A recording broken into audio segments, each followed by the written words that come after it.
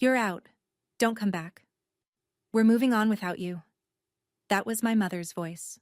Flat, rehearsed, final, on a voicemail she left at 9:47 on a Tuesday night.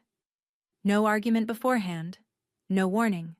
Just a 31-second recording that erased 27 years of being the daughter who paid every bill, covered every emergency, and never once said no. I listened to it twice. Then I texted back one word. Okay. What my family didn't know was that okay wasn't surrender. It was authorization, my own to myself, to stop being their safety net. Within 72 hours, the family trust was frozen, the house deal was dead, and their lawyer was leaving messages I had no intention of returning. 46 missed calls by morning, and a text from their attorney that said, "We have a serious problem." I laughed out loud, and I replied, "Before I go on, if this story speaks to you, take a second to hit like and subscribe, and drop your location and local time in the comments. I'd love to know where you're listening from. My name is Vivian. I'm 27. Now let me take you back to that Tuesday evening in October. The night of voicemail changed everything. I was sitting cross-legged on my bed in a studio apartment in Philadelphia, laptop balanced on a pillow, finishing a risk assessment report for a client whose portfolio had more red flags than a parade. That was my job, spotting danger before it arrived. Ironic, I know. My phone buzzed on the nightstand. One missed call from Mom, then the voicemail notification. I almost didn't play it. My mother rarely called me directly. She called Brooke, my younger sister, the one who still lived 20 minutes from our parents, the one whose name came up in every family group chat like a headline. When Mom needed something from me, she usually texted, 3 words max, "Call me back," or "Send money, please." But a voicemail felt different, personal, almost. So I pressed play. Her voice came through the speaker flat and clear, like she'd practiced the words in front of a mirror. "Vivian, this is your mother. I want you to know that we've made a decision as a family. You are no longer welcome here. Don't come back. Don't make this harder than it needs to be. We're moving on without you." 31 seconds. I timed it on the playback bar. I played it again, thinking I'd missed a reason, a because or a since or even an after what you did. But there was nothing. Just the verdict. No trial. I checked our family group chat, the one Brooke had created 2 Christmases ago, the one where Mom posted casserole recipes and Dad sent blurry photos of birds from the backyard. I'd been removed. Not muted. Removed. And the chat had been renamed. The old name was The Owens Fam. The new name, I'll remember this until I die, was Us. So that's what I was now. The opposite of us. I set the phone face down on the nightstand and stared at the framed photo on my shelf. Our family at Brooke's college graduation. Mom beaming. Dad's hand on Brooke's shoulder. Me on the far right, half cropped by whoever took the picture. I should have seen it then. For 10 minutes, I did nothing. Just sat there with my hands in my lap, listening to the upstairs neighbor's TV bleed through the ceiling. Laugh track. Someone up there was watching a sitcom while my whole family voted me off the island. The first instinct was the old one. Call back. Apologize. Even though I didn't know what for. Ask what I'd done wrong. Promise to fix it. That was the pattern I'd been running since I was 14. Absorb the blame, patch the crack, keep the peace. My thumb hovered over Mom's name in my contacts, but something caught, like a gear that finally stripped. Maybe it was the way her voice sounded. Not angry, not hurt, rehearsed. Or maybe it was the timing. I'd spent that entire afternoon recalculating the mortgage payment on the family house, the house I paid for, the house where Brooke slept in the master bedroom, and I got the pull-out couch when I visited. I lowered my thumb, opened the text thread with Mom instead, typed one word. Okay, 5 letters. I added a period. Then I hit send. The screen showed delivered. Then nothing. No typing bubbles, no callback. Just silence, which told me everything. She expected me to chase, beg, explain. When I didn't, she had no script for that. I couldn't sleep. Not because of sadness. That would come later, around 3 a.m., brief and sharp like a muscle cramp. No, I couldn't sleep because my brain did what it always does under pressure. It went to work. I opened my laptop and created a new spreadsheet. Title: Family Financial Obligations, V. Owens. Column A, Item. Column B, Monthly Amount. Column C, Duration. Column D, Total. I started typing, and what came out of those columns, line by line, was the price of being the dependable daughter. It was so much higher than I thought. Mortgage on the family house, $1,850 a month. I'd been paying it for 3 years. That alone was $66,600. Health insurance for mom and dad, $640 a month. 2.5 years, $19,200. Brooke's car loan, the white SUV she posted on Instagram with the caption, "Blessed." $380 a month, 14 months, $5,320. Then the emergencies, Dad's back surgery copay, the roof leak that needed fixing before winter, Brooke's security deposit when she moved out, then moved back, then moved out again. The dental bill Mom forgot to mention until it went to collections. By 2 a.m., I had it all on one screen. I leaned back and looked at the total cell, bolded in the bottom right corner. $143,214. I'd contributed more than my annual salary, over 6 years, to people who had just cut me off with a voicemail. But the number wasn't even the worst part. The worst part was what I found when I pulled up the supporting documents I kept in a cloud folder. The same compulsive record-keeping habit that made me good at my job. I was the co-signer on the mortgage. My name was on the deed as co-owner. I was the sole trustee of my grandmother's trust fund, $86,000 she'd left for the family's education and medical needs, managed by me because Grandma said I was the only one she trusted with money. Every critical financial thread holding my family's life together ran through my name. They told me to leave, but they forgot I was the foundation. I hit print. The little desktop printer hummed to life in the dark apartment, spitting out page after page of receipts, statements, and contracts. I wasn't angry yet. That would come. For now, I was just awake. For the first time in years, fully awake. Morning came gray and cold. October in Philadelphia. The kind of sky that looks like a ceiling. I made coffee on autopilot, opened my laptop, and logged into the joint checking account. This was the household account I'd set up 2 years ago to streamline bill payments, mortgage, utilities, insurance, all pulling from one place. My money went in. Everyone else's expenses went out. The dashboard loaded and I noticed it immediately. The contact email on the account had been changed. My email, vivian.owens.fin@the-provider, had been swapped out. In its place, an email I recognized. Brooks. The change was time-stamped 2 days before the voicemail. 2 days before. I sat with that for a moment. Let it settle. My sister had changed the contact information on my financial account before my mother recorded that message. The voicemail wasn't an emotional outburst, it was a scheduled step. I kept digging. In my inbox, buried under work emails, I found a forwarded notification from the title company handling the house. Subject line: Beneficiary amendment, confirmation pending. The form requested my removal from the property deed, effective upon approval. Submitted by Brooke Owens, listed as authorized family representative. I had never authorized anyone to represent me. I had never agreed to be removed from anything. My coffee went cold on the desk. I didn't touch it. Here's what I understood now.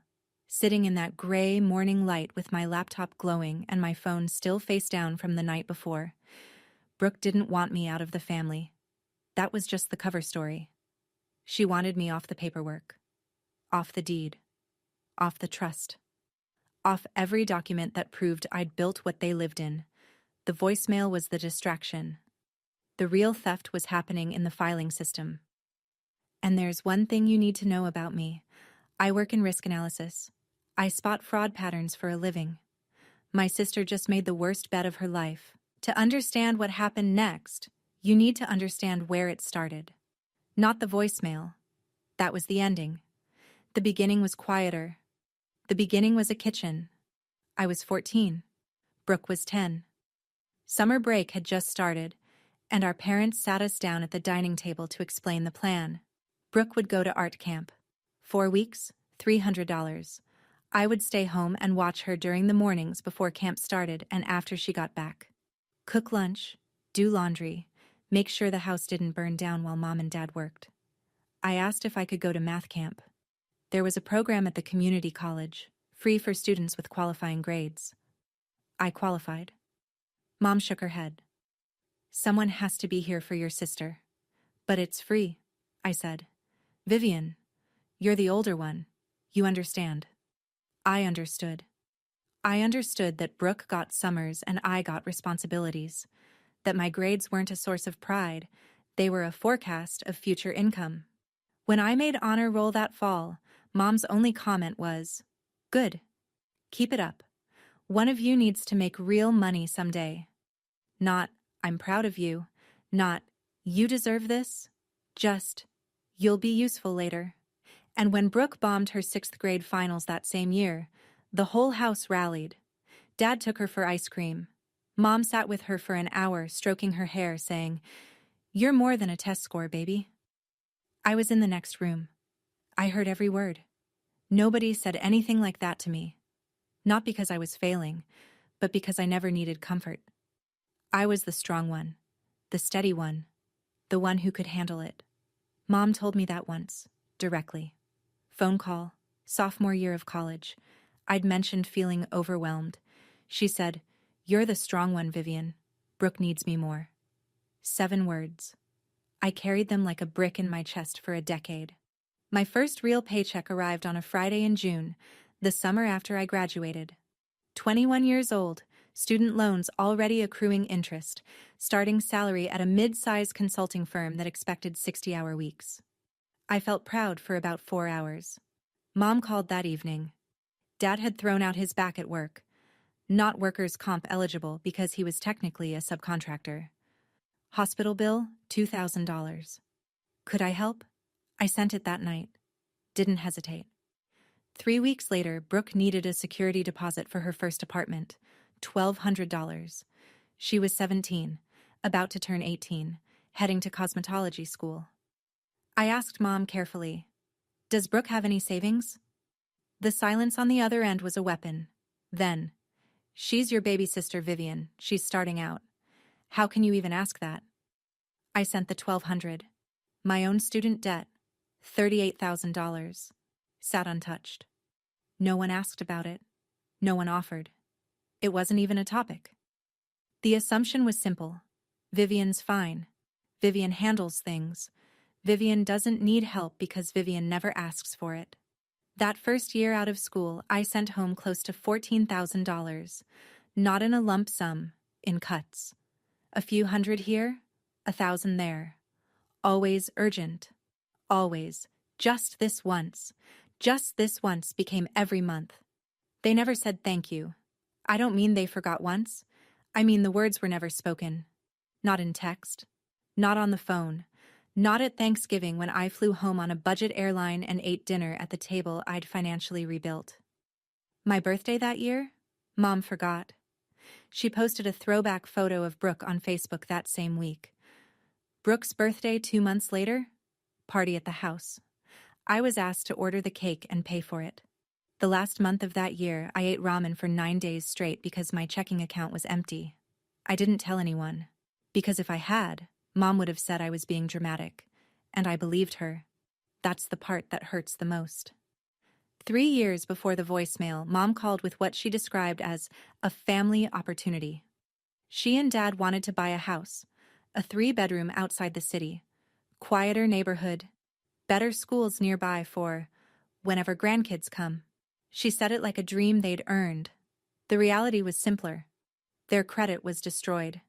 Dad's medical debt, a missed car payment from years ago, a collections notice Mom had ignored until it went to a judgment. No lender would touch them. So Mom asked me, "Just co-sign, Vivian. Your credit is perfect. The house will be in my name, but you'll be on the loan and the deed. It's the family home. Someday it belongs to both of you girls." I said yes. I didn't hire a lawyer. I didn't ask for a written agreement beyond the mortgage paperwork itself. Because the voice in my head, the one Mom had installed, said, "Family doesn't need contracts. If you ask for one, you don't trust us. And if you don't trust us, you're not family." So I signed, co-signer on the mortgage, co-owner on the deed, though Mom was listed as the primary owner. And from that month forward, the $1,850 payment came out of my account like clockwork.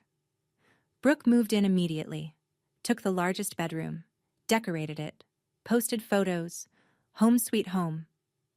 When I visited, which wasn't often because I was working overtime to cover the payments, I slept on the pull-out sofa in the den. I paid for a house where I slept on a couch. About 6 months before the voicemail, I overheard something during a family call. Mom's voice in the background talking to Brooke. She didn't know I was still on the line. She said, "Once we refinance, we can pull some equity out. Don't worry about Vivian. I'll handle her." Handle me. Like a line item. Like a problem. I didn't say anything.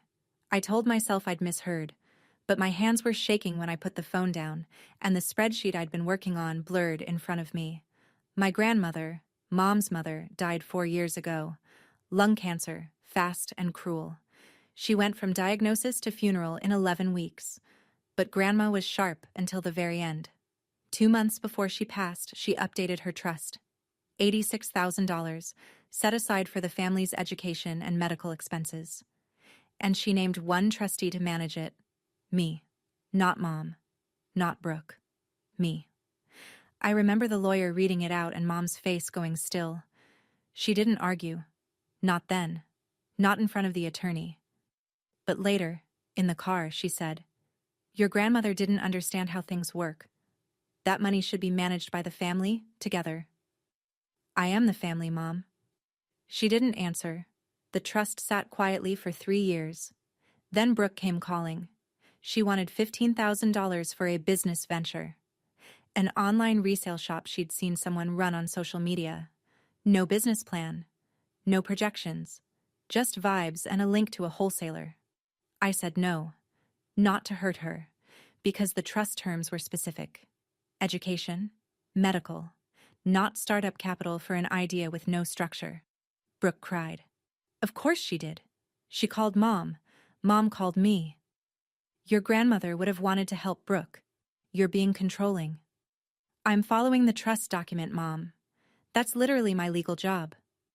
Brooke didn't speak to me for 2 months after that, and during those 2 months, I found out from a cousin that Brooke had been telling the extended family I was hoarding Grandma's money and probably spending it on herself. I never corrected the record. I was too tired of fighting ghosts. But here's the part that mattered. The part I didn't realize would become a weapon. 2 months before the voicemail, Brooke called me, said she wanted to clear the air. Her voice was warm, almost sweet, sisterly in a way she hadn't been in years. We talked for 40 minutes, and at one point her guard dropped. Or maybe she just got careless, and she said it. Honestly, Viv, I just need you out of the trust and off the deed. Then everything gets simpler. For everyone. She said it like it was reasonable, like asking me to step aside from my own life was a favor I should want to do. What she didn't know, what she couldn't have known, was that I'd been recording the call.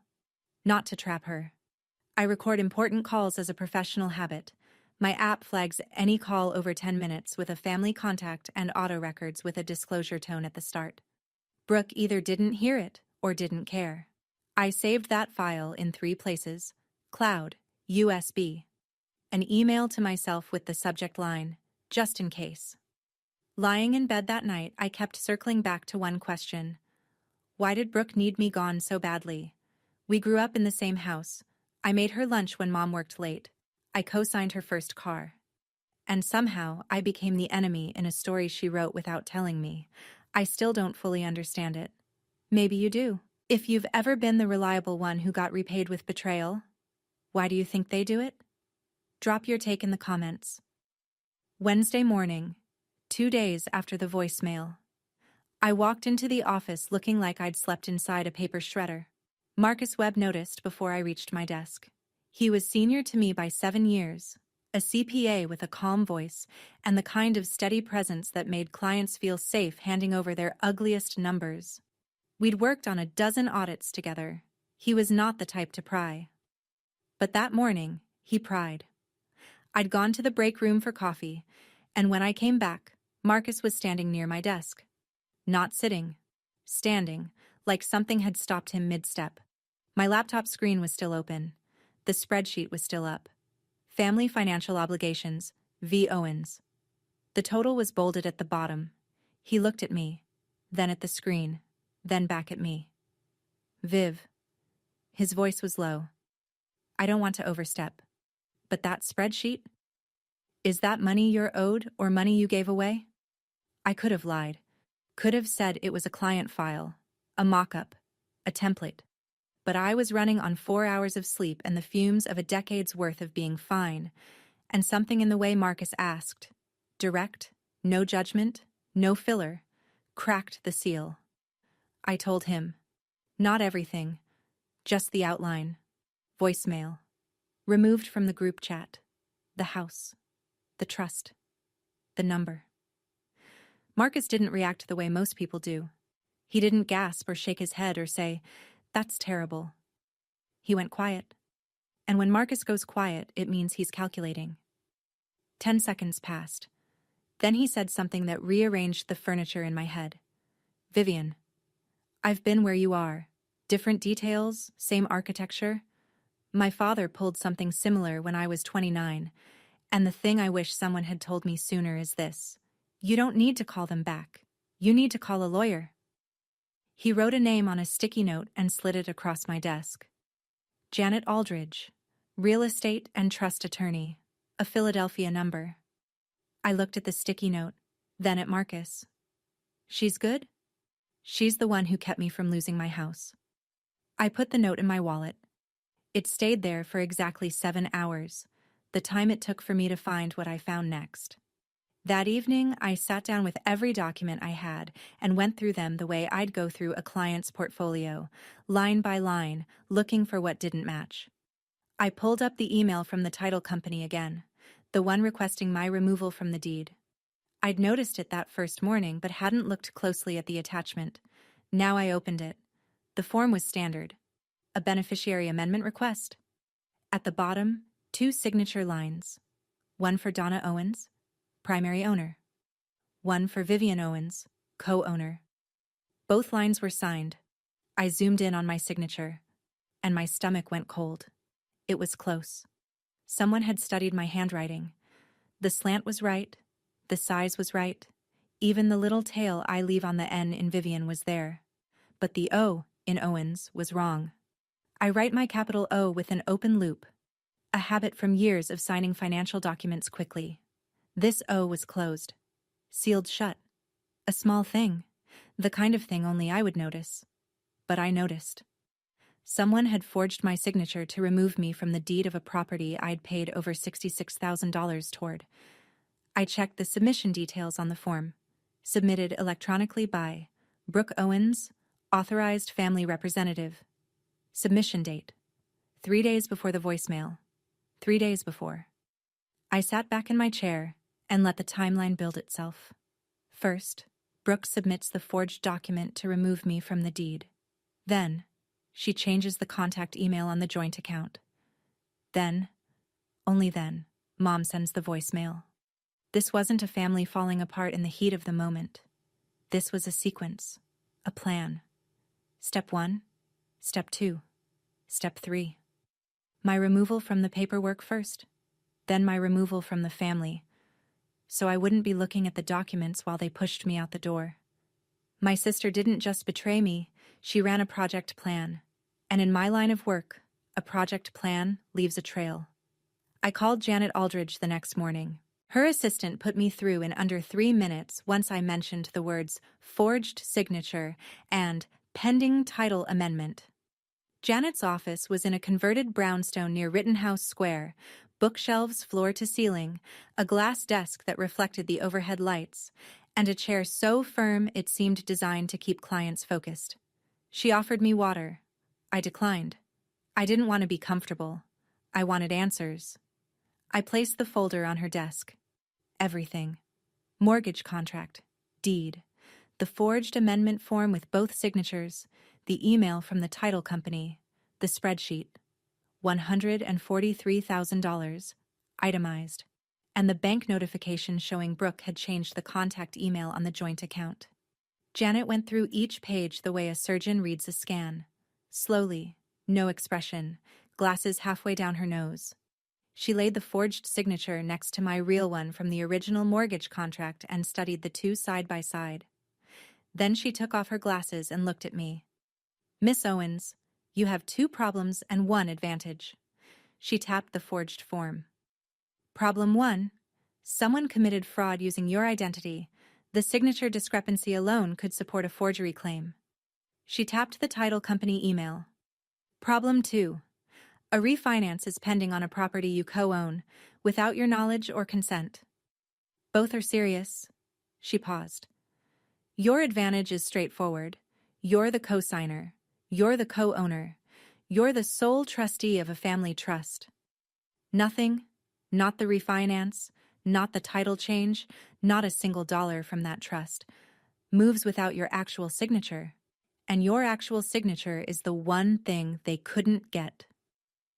I sat with that for a moment, then asked the question that had been building since Tuesday night. What happens if I just stop? Stop paying the mortgage. Stop signing anything. Stop being the infrastructure. Janet folded her hands. Then the whole thing collapses under its own weight. The bank issues a notice.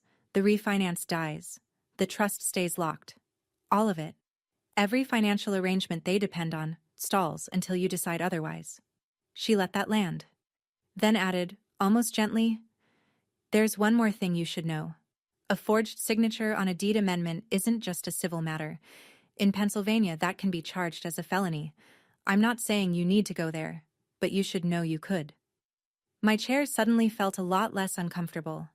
That night, back in my apartment, I opened the recording app on my phone. I hadn't listened to Brooke's call since the night it happened 2 months ago. At the time, I'd filed it under annoying but harmless.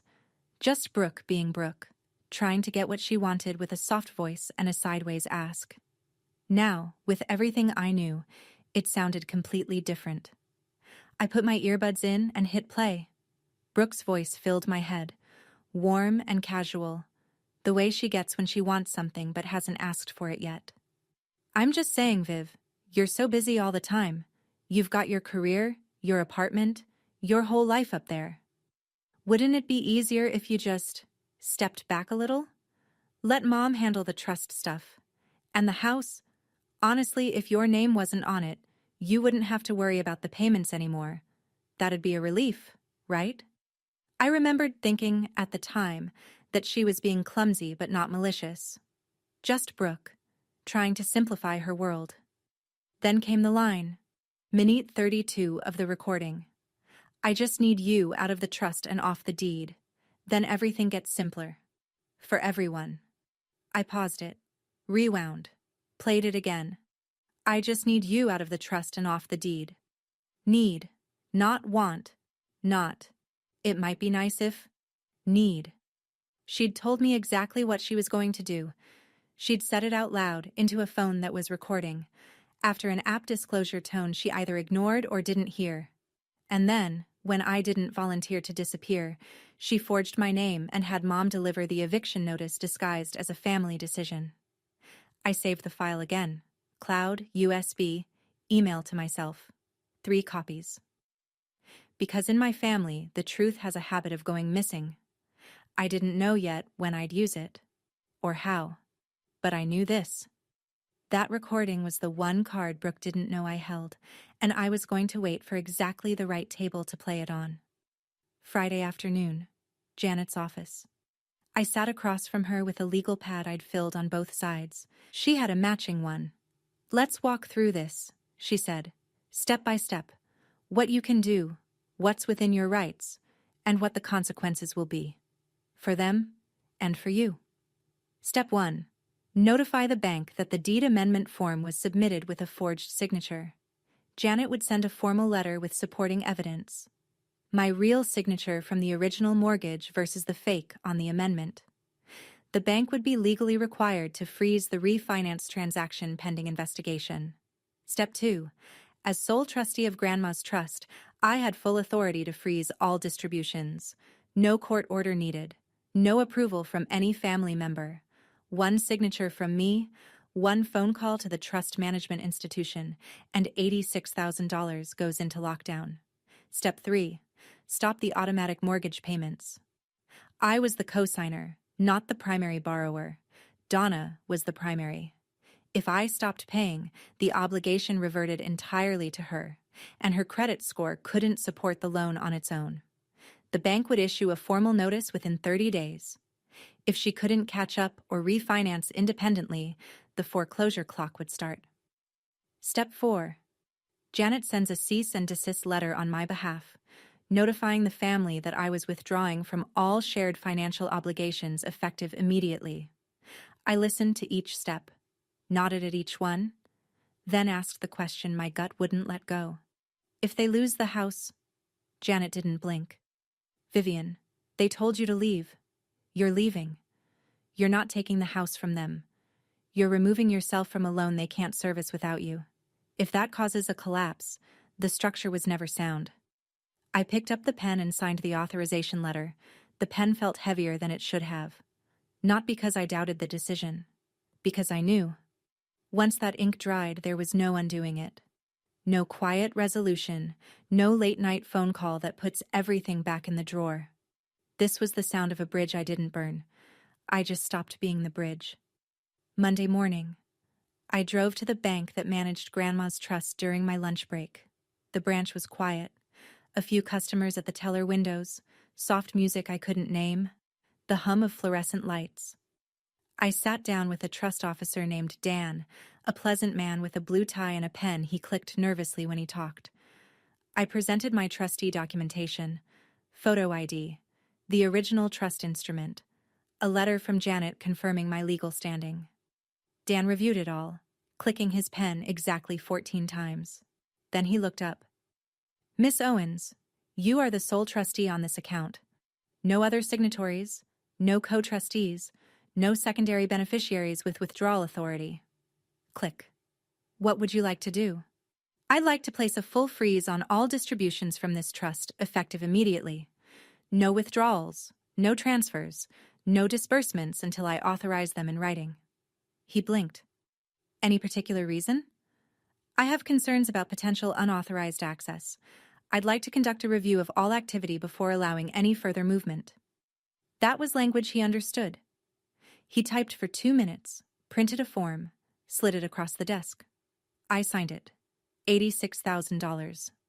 Locked. Dan said, "You'll receive a confirmation email within the hour.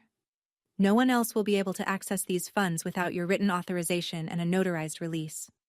"Thank you, Dan." I walked out into the October sun. The air was sharp.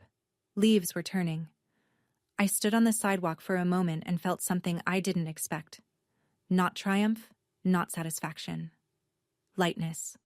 Like setting down a suitcase I hadn't realized I'd been carrying through every doorway for 4 years. This was step 1. The trust was secure. Grandma's money was safe. But the real earthquake was still coming, because when Brooke tried to access that account, and she would try, I was sure of it, she'd hit a wall she couldn't charm, cry, or forge her way through. And that wall would have my name on it. Tuesday, Janet's paralegal sent 3 emails before noon. The first went to the mortgage lender. A formal notice of signature fraud on the deed amendment form, accompanied by a side-by-side comparison of my real signature and the forged one, plus my sworn affidavit confirming I had never authorized the change. Janet's letter requested an immediate hold on all pending transactions related to the property until the bank completed its internal review.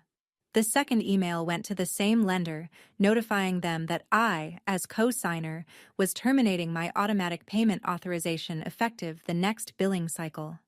The letter cited my legal right to cease voluntary payments on a loan where the primary borrower, Donna Owens, had initiated unauthorized modifications without my consent. The third email went directly to the Owens family, care of whatever email address Donna had on file, as a formal cease and desist. It stated, in clean legal language, that Vivian Owens was withdrawing from all shared financial obligations, that no further payments would be made on the mortgage, insurance, or any other joint expense, and that all future communications should be directed to Janet Aldridge, attorney at law. 3 emails, 12 attachments between them, 3 clicks of the send button. By 4 p.m. that afternoon, the mortgage lender had responded.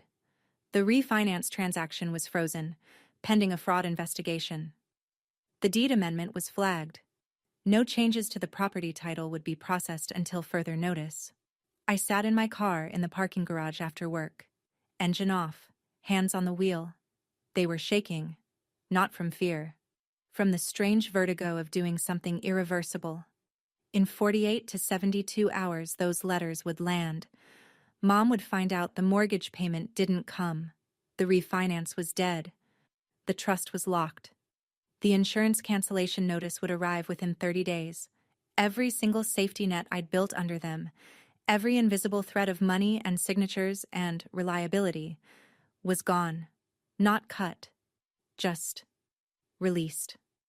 The way you let go of a rope when the person on the other end tells you they don't need you anymore.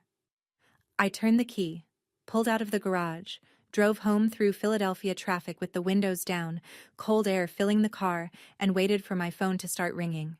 It wouldn't take long. It took exactly 51 hours. I was at my desk Thursday morning reviewing a client's exposure report when my phone started buzzing. Not the polite single vibration of a text, the long, insistent pulse of a call. Then another. Then another. I didn't look right away. Finished my paragraph. Saved the file. Then flipped the phone over. 19 missed calls from Mom, 8 from Dad, 14 from Brooke, 5 from a number I didn't recognize, 46 total. The texts were stacked like bricks. Mom. Vivian, call me right now. Mom. This is not a game. Mom. Something happened with the bank and you need to fix this. Brooke. Viv, what did you do? Brooke. The refinance is frozen. They said your lawyer sent something. Brooke. Call me, now. Dad. Honey, please call back. Your mother is very upset. Dad. We need to talk about the house situation. And then, the one that made me set my coffee down and read it twice. An email from the unknown number. Professional letterhead. Gregory Pratt, attorney at law, representing Donna Owens. Dear Ms. Owens, I represent your mother, Donna Owens, regarding the residential property at address. It has come to our attention that several financial actions have been taken that directly impact our clients' interests. We would like to arrange an immediate conversation to discuss resolution. Please respond at your earliest convenience. And at the bottom, almost an afterthought, we have a serious problem. I read it one more time, then I leaned back in my chair, and I laughed. Not a bitter laugh, not a villain laugh. Just the startled, involuntary sound of a woman who'd spent 6 years answering every phone call on the first ring, and who had just watched 46 calls go to voicemail. 46. That number keeps playing in my head because I remember thinking, that's roughly 1 for every $3,000 I gave them. Funny how fast we're moving on without you becomes, call us back immediately. I picked up my phone, opened the email from Gregory Pratt, and forwarded it to Janet. Then typed one line in the body of the forward. Let's schedule the meeting. Brooke didn't wait for the meeting. She never was patient. The texts started rolling in Thursday afternoon, one after another, spaced just far enough apart to suggest she was pacing while typing. Viv, I don't know what you told the bank, but you need to undo this. Mom is spiraling. Then, 12 minutes later, this isn't about you and me, okay? This is about the family. You're putting Mom and Dad in a really dangerous spot right now. 20 minutes after that. I never wanted any of this to go this far. You know that. We were just upset. People say things when they're upset. And the closer, the one she must have thought was her ace. You're being really, really selfish right now, Vivian. Like, unbelievably selfish. I sat at my kitchen counter and read each message carefully. Not because I needed to understand them. I understood them perfectly. I read them because I wanted to catalog the pattern one more time before I stopped engaging with it forever. Message 1. Deflect. Make it about what I did, not what she did. Message 2. Invoke the family shield. Weaponize mom and dad to trigger my guilt. Message 3. Minimize. Rewrite the voicemail as a heat-of-the-moment mistake. Erase the forged signature, the changed email, the 3-step plan. Message 4. The label. Selfish. The word she knew I'd been running from since I was 14 years old. 4 messages, 0 apologies. No mention of the voicemail, no mention of the forged signature, no mention of the deed amendment she submitted under my name without my consent. Same Brooke, same playbook. Just louder now that the stakes were real. I typed back 1 message. Have your lawyer contact mine. And I attached Janet's business card as a contact file. 30 seconds of silence, then 3 gray dots appeared. Disappeared. Appeared again. Are you serious right now? I closed the app, set the phone on the counter, screen down. Then, 1 last message from Brooke. I saw it in my notification banner before I silenced the thread. Fine, but don't blame me for what happens next. I almost smiled, because that sentence, "Don't blame me for what happens next," was the most honest thing Brooke had said in years. She was already planning her next move, and she wanted cover in advance. The difference now was that I was planning too, and my plans came with documentation. Friday evening. I was making dinner. Pasta, nothing fancy, something to do with my hands. When my phone rang. Dad's number. I picked up because the last time Dad called twice in 1 week was when he went to the ER. Muscle memory. The responsible daughter answering the responsible phone call, but it wasn't Dad. Vivian Marie Owens. Mom's voice. Full name. The tone she uses when she wants you to feel 11 years old again. I don't know what has gotten into you, but you are destroying this family. Your father hasn't slept in 3 days. The bank sent a letter about the mortgage. The insurance company says our coverage is ending. And now Brooke tells me you're hiding behind a lawyer like we're strangers? I turned the burner down to low. Mom, you sent me a voicemail telling me not to come back. I'm doing what you asked. That was because I was upset. You know how I get. But this, freezing accounts, stopping payments, this is you being vindictive on purpose. I stopped paying for things that aren't mine anymore. You told me I'm not family. If I'm not family, I'm not financially responsible for the family. Silence. 2 beats. 3. Then, after everything I sacrificed for you, after all the years I poured into raising you, this is how you repay me. There it was. The script. The same guilt trip that had kept me writing checks for 6 years. I sacrifice, you owe. The eternal family ledger where my side was always in the red. Mom, I'm not repaying anything. I'm done paying. There's a difference. Her breath went sharp. You will regret this, Vivian. I'm telling you. You will look back on this moment and be ashamed. Maybe. But if I'm ashamed, it'll be for my own reasons. Not because you told me to be. I hung up. Set the phone down next to the stove. My hands were trembling. The pasta water was boiling over, hissing on the burner. I wasn't crying. Or, if I was, it wasn't from guilt. It was from the kind of grief that comes when you realize the person you keep hoping your mother will become doesn't exist. Never did. And no amount of mortgage payments was ever going to build her. I turned the burner off. I wasn't hungry anymore. But I noticed something, standing in that quiet kitchen with the steam curling around me. Donna hadn't mentioned the forged signature. Not once. Either she didn't know what Brooke had done, or she knew and decided it didn't matter. I wasn't sure which was worse. Saturday morning. My phone became a bulletin board of people I hadn't spoken to in months. Aunt Helen, Mom's younger sister, texted first. "Honey, your mother is beside herself. Whatever this disagreement is, can't you just talk it out? She says you're trying to take the house." Then Uncle Robert, Dad's side. "Heard some things through the grapevine. You know family comes first, right? Don't let money ruin what matters." Then a cousin I'd met exactly twice. "Hey, Vivian. Not sure what's going on, but Brooke seems really hurt. Just wanted to say you should probably call your mom." One after another. All morning. All with the same invisible fingerprints. I opened Facebook. I hadn't posted anything in weeks, but I had a feeling. And there it was. Brooke's latest status update, posted at 11 p.m. the night before. When your own blood turns their back on you over money, family should never be about transactions. Some people only care about control. Praying for healing. 47 likes. 22 comments. Hearts and prayer hands and "Stay strong, babe," from people who had no idea what had actually happened. One comment from Aunt Helen. "We love you, sweetie. The truth always comes out." Yes, I thought. It does. My chest tightened. The old reflex fired. The need to explain, to correct, to post my own side, to line up the receipts and show everyone the spreadsheet and the forged signature and the voicemail. I typed 3 different responses, deleted all 3.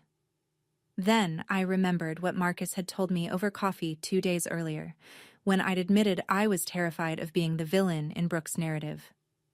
"Don't fight the narrative on their turf," he'd said, stirring his coffee without looking up.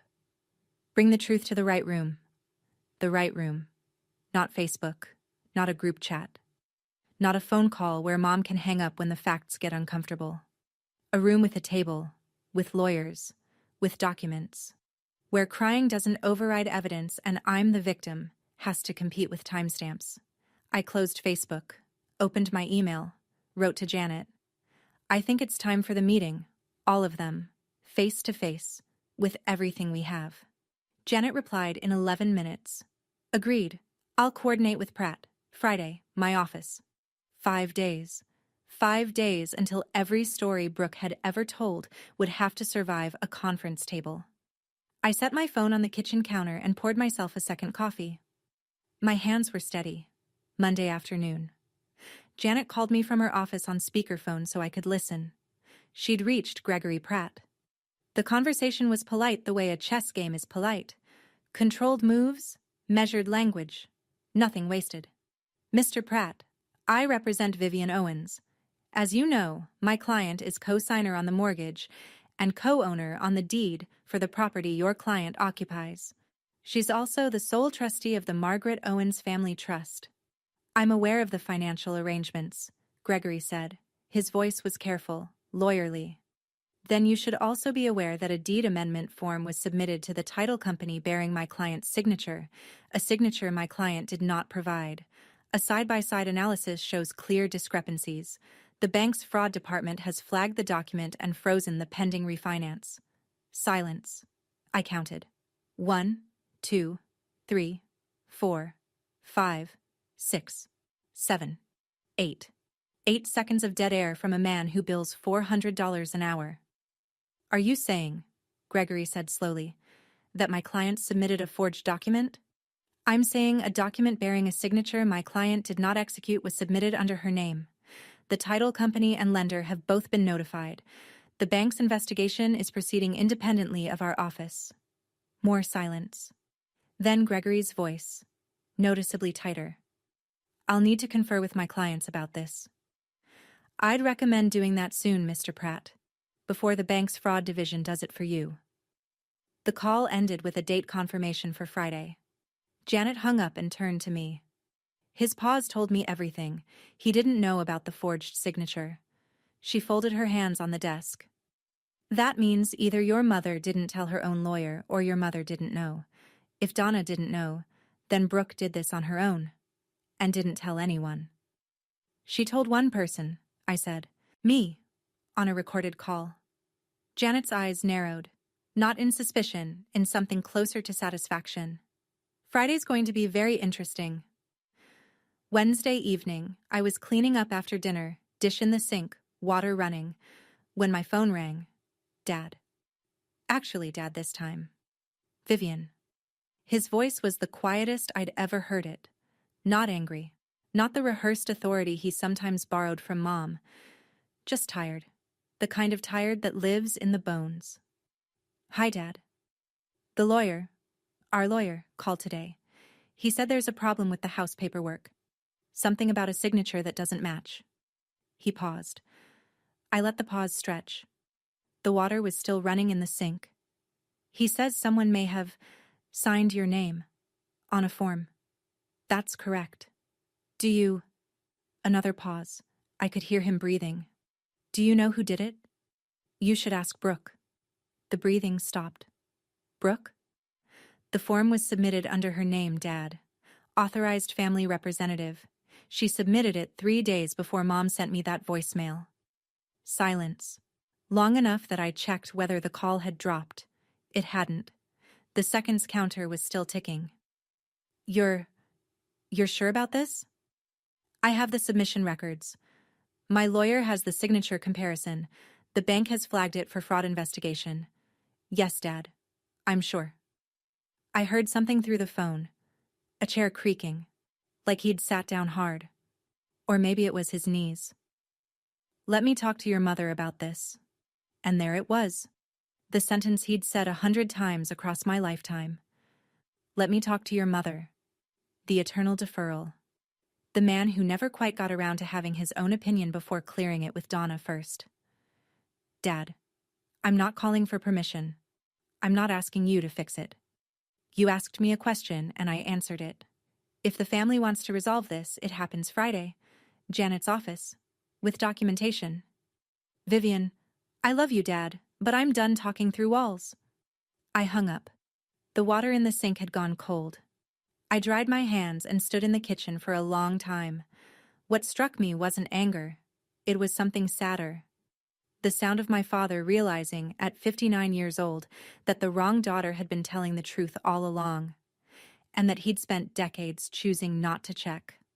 Thursday, Janet's assistant sent the formal invitation to Gregory Pratt's office, a meeting at Janet's conference room, Friday at 2 p.m. Attendees: Vivian Owens, Donna Owens, Raymond Owens, Brooke Owens, Janet Aldridge, Gregory Pratt. Janet and I reviewed the ground rules together. If I was going to sit across from my entire family for the first time since the voicemail, I needed structure, not emotion. Structure. Rule 1. No shouting. If any party raised their voice, the meeting would be adjourned immediately. This was a professional discussion, not a kitchen table argument. Rule 2. Claims require documentation. Anyone could say anything. But if they wanted it taken seriously, they needed paper to back it up. Rule 3. I would present first. Uninterrupted. My case, my timeline, my evidence. Questions after. Gregory agreed to all 3 terms within the hour. He didn't push back on a single one, which told me something important. His clients needed me more than I needed them. They needed my signature, my payments, my cooperation. Without those, they were staring down a frozen refinance, a lapsed insurance policy, a locked trust fund, and a mortgage they couldn't carry alone. I prepared my folder the way I prepare a client portfolio. Organized, labeled, devastating. Tab 1. The spreadsheet, $143,000. Tab 2. The forged signature, side by side with the original. Tab 3. The email trail showing Brooke's unauthorized changes to the joint account. Tab 4. The timeline. Deed amendment, email change, voicemail, group chat removal. All dated, all documented, and tucked inside the back cover, in a small envelope, a USB drive with the recording. I hadn't decided whether to play it. That would depend on what happened in the room, on whether Brooke would tell the truth or whether she'd do what she always did. Marcus texted that evening. Ready for tomorrow? I typed back. Folders packed, hands are steady. He replied, You don't owe them an explanation. They owe you one. Go get it. I set my alarm for 6 a.m., laid out my clothes, Drank chamomile tea, which I hate, because someone once told me it helps with nerves. It didn't. But the folder on my nightstand did. Friday, 2 p.m. Janet Aldridge's conference room on the third floor of the brownstone. Glass walls, a long walnut table, 6 leather chairs, and a water pitcher no one would touch. I arrived 10 minutes early. Set my folder on the table. Aligned the edges. Janet sat to my left, laptop open, notepad ready. Neither of us spoke. The room smelled like printer toner and the faint lemon of whatever the cleaning crew used. At 1:58, the door opened. Mom came in first. Navy blouse, chin high, purse clutched against her ribs like a shield. She looked at me for exactly 1 second. Not at my face, but at my folder. Then sat in the far chair without a word. Dad followed. Gray polo, hands in his pockets. He glanced at me, and something crossed his face. Not quite guilt, not quite shame, something in between that didn't have a name. He sat next to Mom and folded his hands on the table. Then Brooke. She walked in last, which was deliberate. She wore a soft pink cardigan over a white shirt. Her eyes were red-rimmed, recently rubbed, maybe actually teary, maybe not. Her lower lip was doing the slight quiver she'd been perfecting since elementary school. She pulled her chair close to Mom's and reached for Mom's hand under the table. The performance was flawless. If you didn't know the script, you'd think she was the victim in this room. Gregory Pratt entered behind her. Gray suit. Firm handshake with Janet. A brief nod to me. He sat at the end of the table equidistant from both sides, which was technically neutral and practically useless. Janet opened. Thank you all for being here. This meeting exists to address the financial and legal issues that have arisen in recent weeks. Miss Owens will present first, as agreed by both counsels. She will not be interrupted. I opened the folder, looked up, made eye contact with my mother for the first time since a voicemail tried to erase me from the family. I'll start, I said, with a number. I slid the spreadsheet to the center of the table. 5 copies. 1 for each person, 1 for the record. $143,214. I let the number sit in the air. No one moved. That's what I've contributed to this family over the past 6 years. Mortgage payments on this property, $66,600. Health insurance for Mom and Dad, $19,200. Brooke's car loan, $5,320. Emergency expenses, surgeries, roof repairs, security deposits, dental bills. The rest. Every payment is documented. Dates, amounts, account records. It's all on this sheet. Mom's eyes moved down the page. I watched her scan each line, the way you watch someone read a medical report they weren't expecting. This is what I gave, I said. Not as a loan, not under contract. Just because I was asked, and because I believed that's what family meant. Mom opened her mouth. Janet raised one finger, calm, firm. Mrs. Owens, you'll have your turn. I pulled the second document from the folder. 2 sheets, side by side. I placed them flat on the table and turned them so everyone could read. On the left, my signature from the original mortgage contract, dated 3 years ago. On the right, a signature submitted on a deed amendment form requesting my removal from the property title. I paused. I did not sign this form. I did not authorize it. I did not know it existed until I discovered it in my email after being removed from this family by voicemail. Gregory Pratt leaned forward, studying the 2 signatures. His jaw tightened.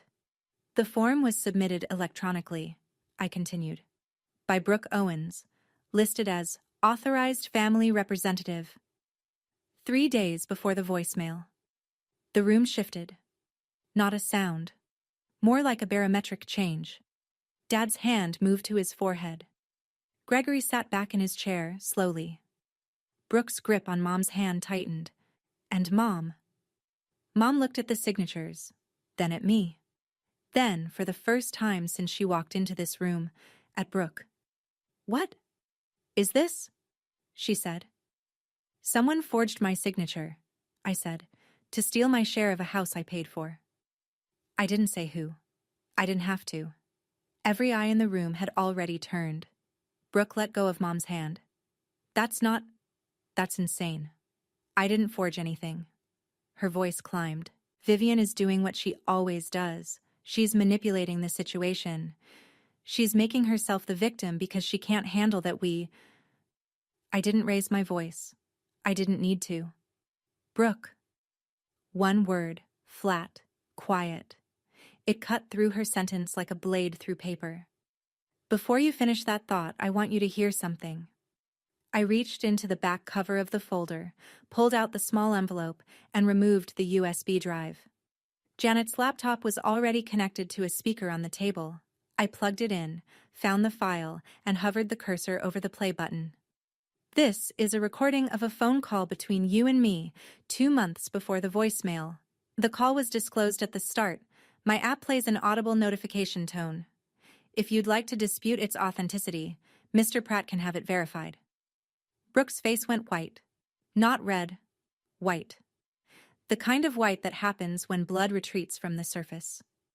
I clicked play. The room filled with Brooke's voice. Warm, casual, coaxing. I just need you out of the trust and off the deed. Then everything gets simpler. For everyone. The recording ended. No one moved. I looked at Donna. She was staring at the speaker like it had physically struck her. Her lips were slightly parted. No words. I looked at Dad. His eyes were closed. His hand was still on his forehead. I looked at Gregory Pratt. He had placed his pen on the table and folded his hands, the universal posture of a lawyer recalculating his position. And I looked at Brooke. She was looking at Mom, searching for the lifeline that had always been there. The immediate defense.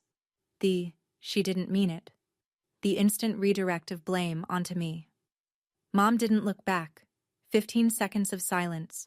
I counted them the way you count the seconds between lightning and thunder, waiting to learn how close the strike was. It was the loudest my family had ever been. Then Brooke broke. That's out of context. I didn't mean it like that. I was just talking. Just saying things. People say things. Janet's voice was steady as a scalpel. The recording is timestamped 2 months before a forged document bearing Ms. Owens's signature was submitted to remove her from the deed. The context, I'd say, is remarkably clear. Brooke turned to Mom again. Her lip trembled. Real this time. Or maybe not. I couldn't tell anymore. Mom. You believe me, right?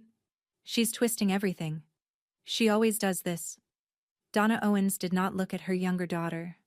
She was staring at the spreadsheet, at the column labeled total, at the number at the bottom that represented 6 years of her eldest daughter's life, converted to dollars and cents, paid without a single thank you. She said nothing. And in that silence, in that precise, devastating silence, something shifted in the room that could never be shifted back. I closed the folder. Slowly. The sound of the cover meeting the back page was the only noise in the room. Donna turned to me. Her voice was different now. Smaller. Vivian, I didn't know about the signature. I swear to you, I didn't know. I believe you didn't know about the signature, Mom. She exhaled. But you knew when you recorded that voicemail. You knew when you removed me from the group chat. You knew every time Brooke told you a story about me, and you never once called to ask if it was true. You chose a version that was comfortable, and I paid the price for it. In dollars, in years, in every holiday where I sat at the far end of the table and told myself it was fine. Donna's chin dropped. Not a nod. More like something inside her gave way by a fraction. I stood up. Here's what happens now. I kept my voice even. Professional. The way I deliver a risk assessment to a client when the numbers are bad and there's no soft way to say it.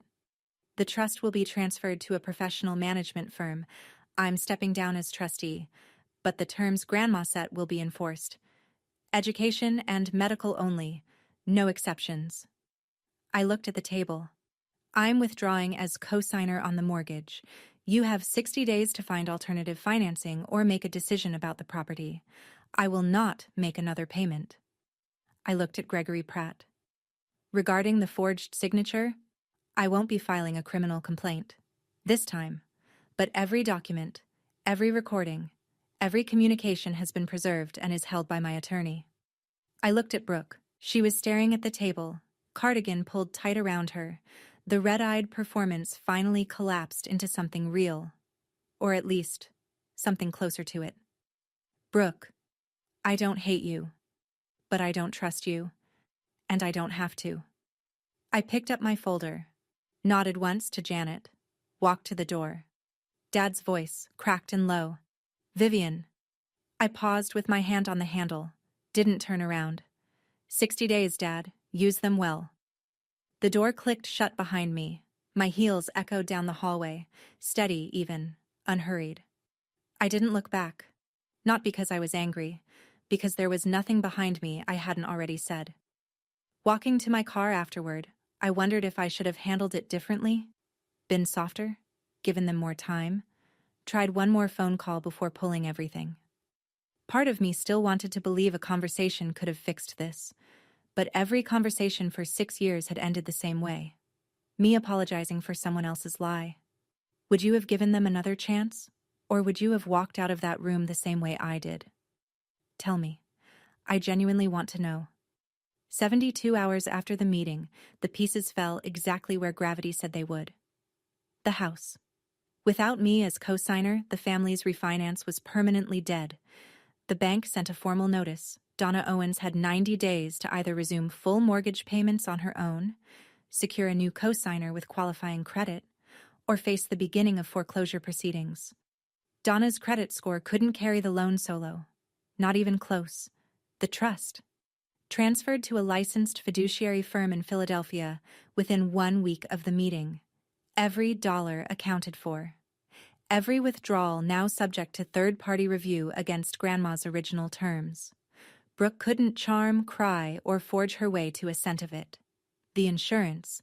My cancellation notice took effect on the 30-day mark.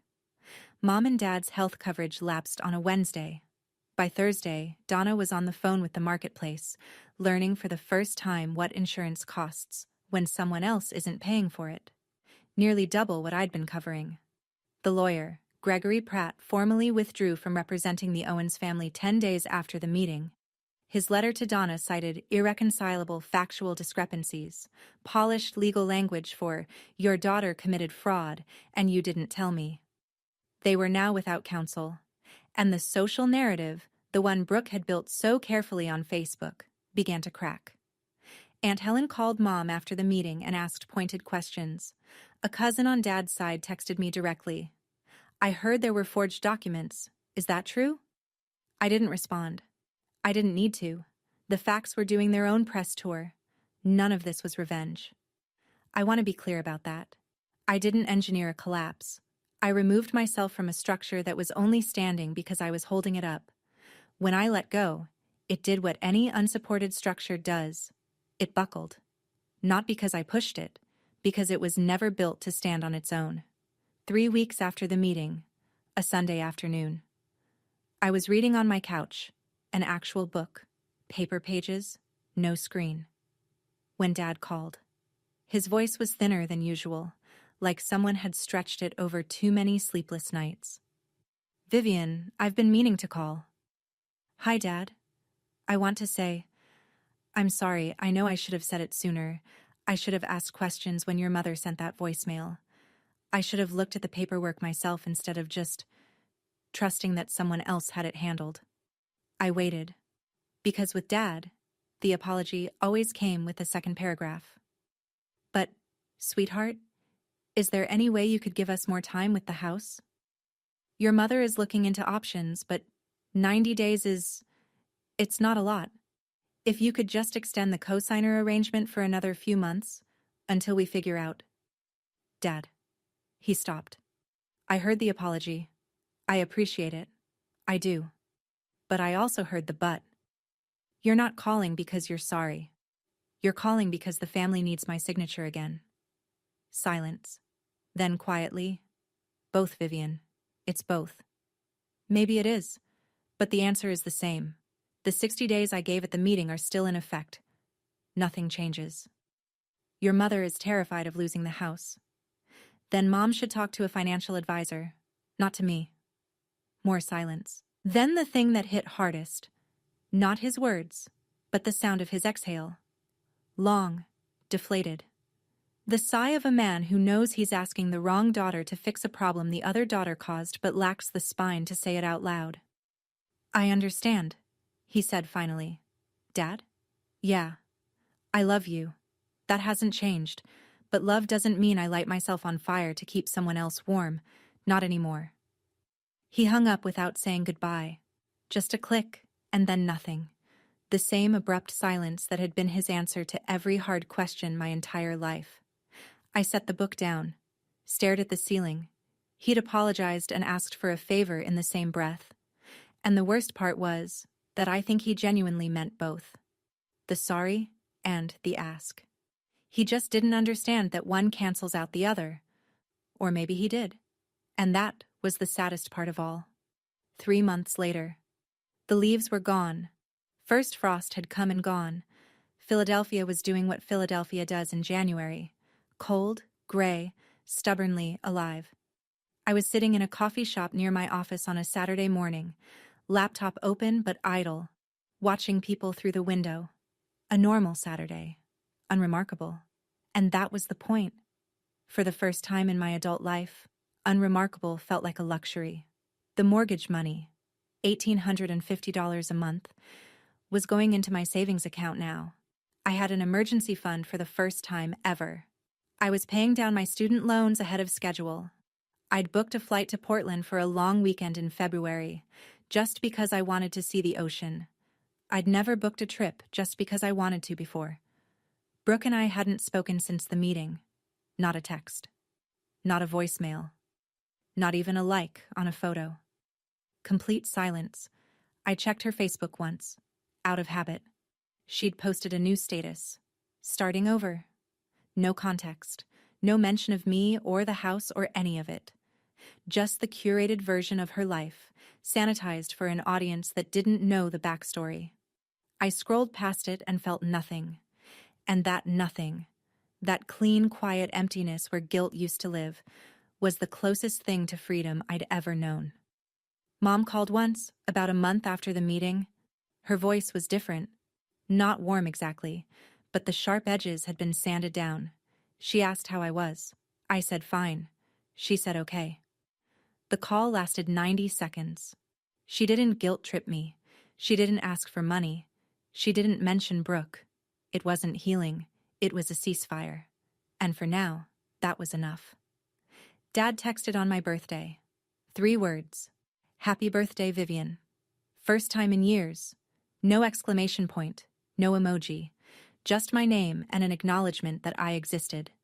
It was the smallest possible gesture, but it was his. The house sold 6 weeks after the meeting. Donna listed it when it became clear no one would co-sign a new loan.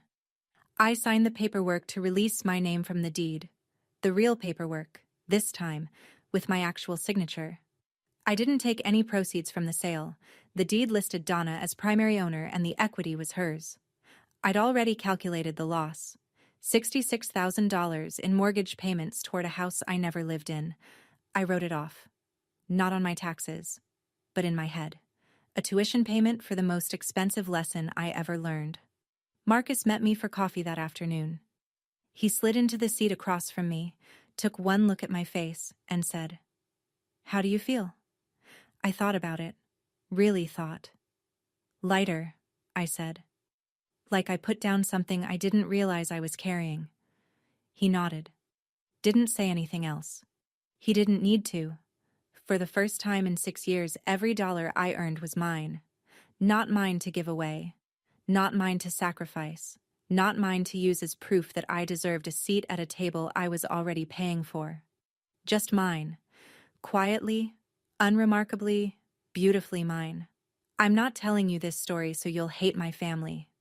I'm telling you because somewhere out there, right now, someone is sitting with their phone in their hand, staring at a transfer confirmation for money they can't afford to send to someone who has never once said thank you. And they're telling themselves the same thing I told myself for 6 years. It's fine. They're family. This is what family does. Brooke isn't a monster. She's a person who learned, very young, that lying gets rewarded and crying unlocks doors. Nobody ever made her stop. Nobody ever showed her a consequence that stuck. Until the consequence wore my name and came with a lawyer. Mom isn't evil. She's a woman who built her identity around control, around being the center of a family that obeyed a script she wrote. When I stopped following the script, she didn't know how to respond with anything other than force. That voicemail wasn't cruelty. It was panic disguised as authority. Dad isn't a villain. He's a man who spent his whole life choosing silence over confrontation, and one day realized that silence has a price too. He's still learning that. I think he might get there. I hope he does. And me? I'm the woman who finally understood that the word family is not a blank check. That loving someone does not mean funding their life while they erase yours. That boundaries are not punishment. Boundaries are truth, delivered without apology. I don't know what my family looks like a year from now. I don't know if there will be a Thanksgiving I attend or a phone call that feels like home. I don't need to know. For the first time, I'm not building my life around their answer. So I'll ask you this, and I genuinely want to know. If the people who are supposed to love you the most told you to leave, would you fight to stay, or would you finally let them see what life looks like without you? Let me know in the comments. I read everyone. Thank you for staying with me through this whole story. If any part of it hit close to home, if you've ever been the one holding everything together while being told you weren't enough, I see you. Drop a comment and tell me your story. I read every single one. And if you haven't already, hit that subscribe button so you don't miss what's coming next. There's another story linked in the description about someone who was told they'd never make it on their own. They proved every single person wrong in the most satisfying way. I'll see you there.